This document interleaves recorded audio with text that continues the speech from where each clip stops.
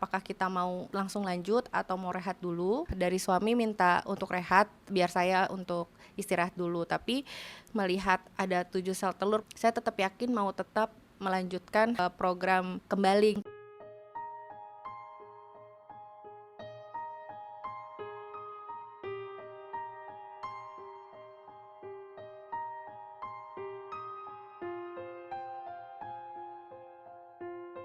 Halo, perkenalkan nama saya Reta. Saya Det Rangga. Kami menikah sejak tahun 2017 dan selama 8 tahun kami menanti buah hati. Kami pernah ke beberapa rumah sakit dengan bertemu dengan beberapa dokter. Namun memang pada saat itu kondisi kami belum yakin untuk melakukan program bayi tabung. Nah, setelah tahun kemarin kami pulang umroh dan bertemu dengan kakak kami, kemudian menyarankan untuk mencoba melakukan program bayi tabung, lalu diperkenalkan dengan Dr. Wisnu, di mana Dr. Wisnu itu merupakan teman sejawat dari kakak kami.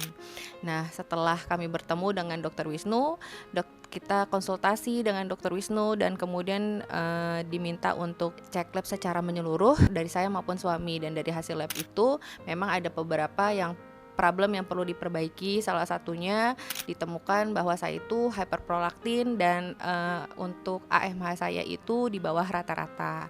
Ada resistensi insulin juga. Ya, dan dari situ berangkat dari situ Dr. Wisnu menyarankan beberapa opsi, lalu dengan keyakinan pada saat konsultasi dengan Dr. Wisnu, kita memutuskan untuk melakukan program bayi tabung.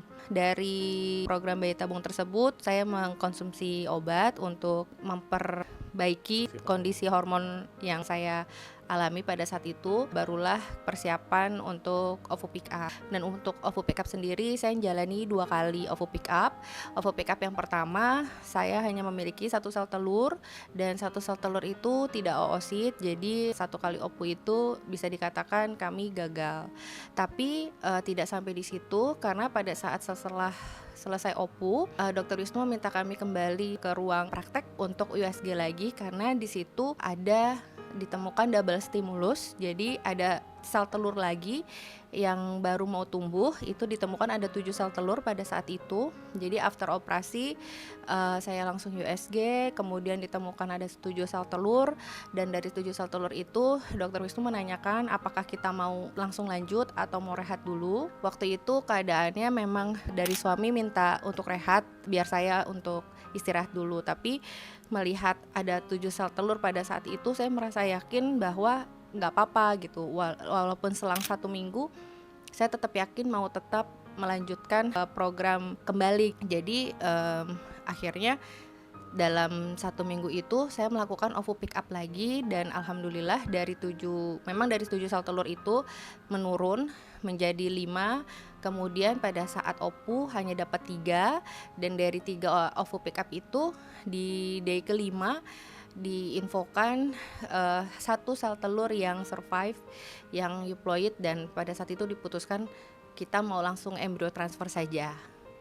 Nah, dari situ embrio transfer, kemudian dengan proses yang cukup hati-hati dan dipantau oleh suster di Morula dan juga dengan Dr. Wisnu gitu ya, kita berhasil untuk melakukan embrio transfer, dan hasil dari beta HCG yang kami lakukan pada akhirnya saya dinyatakan hamil. Jadi ada beberapa strategi yang bisa kita terapkan dalam penanganan gangguan kesuburan pada wanita dengan cadangan telur berkurang.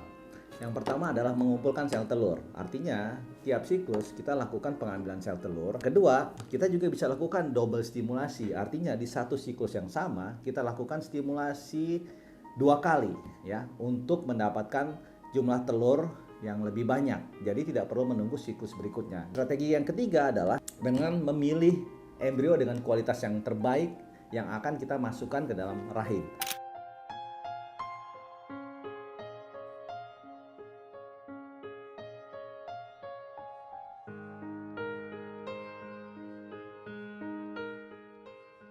Ibu saya termasuk yang paling berusaha menyemangati mulai dari 8 tahun pernikahan kami.